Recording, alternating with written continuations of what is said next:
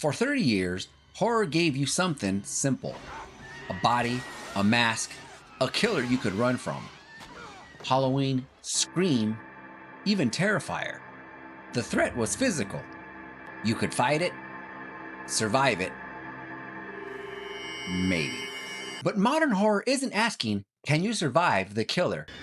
It's asking something much worse. What if reality itself is the monster? And that might be the end of the slasher era. There was a time when horror made sense. Someone was hunting you. The threat had a face. The rules were clear. Run, fight, lock the door, just survive. But modern horror moved somewhere else entirely. More abstract, more existential.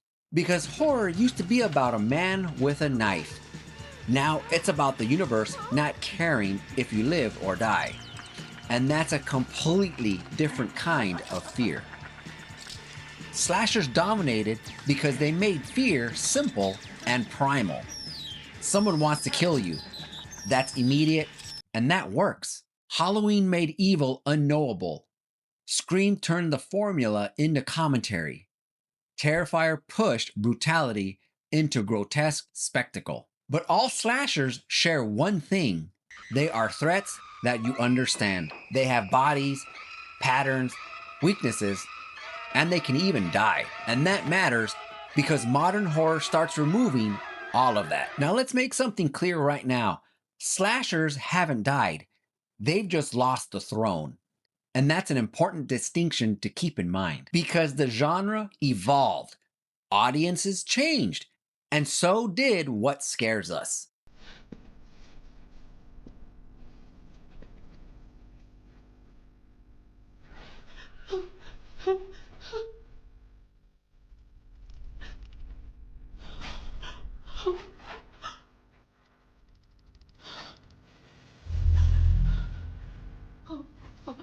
Because believe it or not, we just don't fear murder anymore.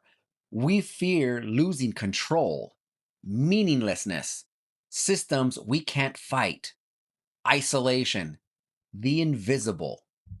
And horror adapted, not towards killers, but towards ideas. Take Hereditary. What's the monster? Is it Pyman? Maybe. Do you understand? Louis? But really, it's about grief, inheritance, trauma passed down through blood. That's the terror. Same with the Babadook. The monster is depression.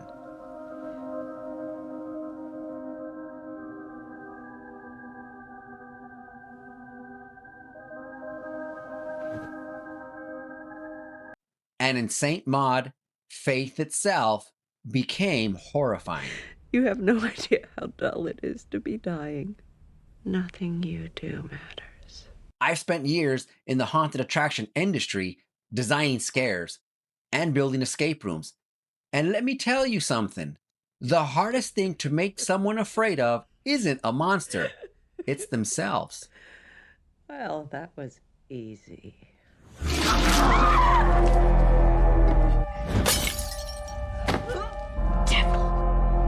Because these films aren't about something chasing you. They're about something collapsing inside of you. You can't stab that. You can't outrun it. And that's a different species of horror. And then there's cosmic horror. Maybe the most anti-slasher subgenre possible. Because in slasher films, survival matters. In cosmic horror, you may have never mattered at all. Annihilation isn't about a creature. It's about reality rewriting itself. I can see it all before me. The void feels like opening a door humans were never meant to open. It's beautiful. This isn't the end. And in Color Out of Space, pure indifference from the universe. And that's terrifying Because how do you defeat something beyond comprehension? Basically, you can't. Then horror invaded the screen itself. Host, Unfriended, and Skinamarink. 3, 2, 1. Have you ever done anything like this before? I've never done this over Zoom. Obviously, we're not physically together, but there's no reason why Spirit... Hey, Mitch, who's your buddy? Who is that? I just tried to hang up on him. Can we get rid of this person? I don't know. Was this here the whole time? It's just probably a glitch. Well,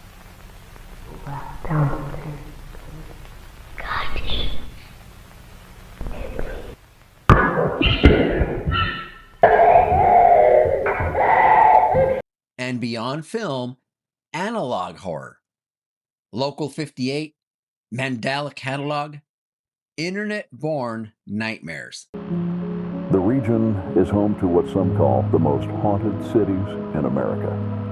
But there is one particular legend that modern folklorists watched arise seemingly overnight. Woman in Profile. A local newspaper printed the first instance of the story in 1961. But unlike other campfire tales, the woman in profile first appeared in a police blotter.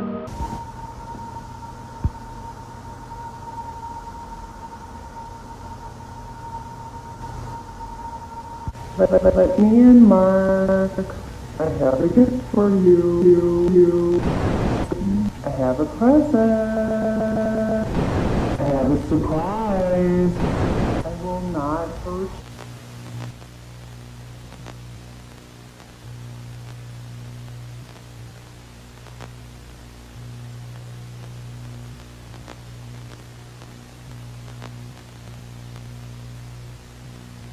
This is horror built from surveillance, glitches, distorted memory, corrupted reality. Because the screen used to protect us from horror, now it delivers it. Because the monster isn't in the house anymore, it's in the signal. Then there's concept horror, where the premise is the monster. You're not gonna believe me, and I need you to remember what I'm saying. This thing, it's gonna follow you. Somebody gave it to me, and I passed it to you. It follows, a curse walking toward you forever. No motive, no stopping it, just inevitability. Smile turns trauma itself contagious. I have a patient emergency in eval 2. I need staff here now. Hurry.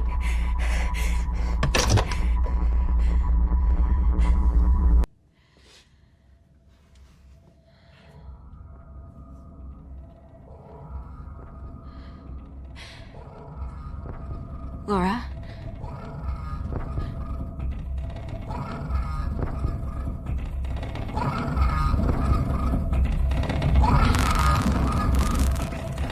These aren't villains.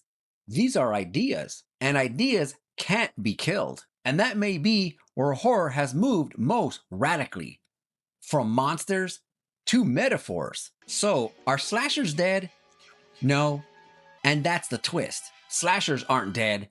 They've become legacy horror. Even Terrifier and even Thanksgiving prove they still work.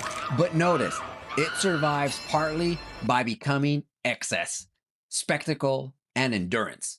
Slashers got louder, while horror got deeper. And that's the shift. Maybe horror didn't kill the slasher villain. Maybe it outgrew needing one. Michael Myers can be fought. Ghostface can be unmasked. Art the Clown can maybe be stopped. But grief, fate, the void, the breakdown of reality itself, how do you survive those?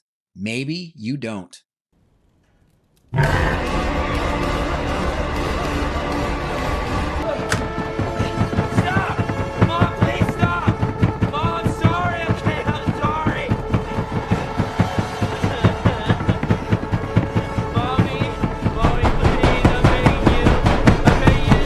And maybe that's why modern horror feels so different.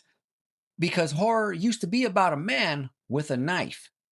Now it's about realizing the knife was never the real threat. If you like this horror analysis, hit that like, subscribe, comment, do all that fun stuff so you don't miss any of my horror reviews, recommendations, and topics just like this one. So until next time, go check out my other videos. But more importantly, don't get too scared. Take care, guys.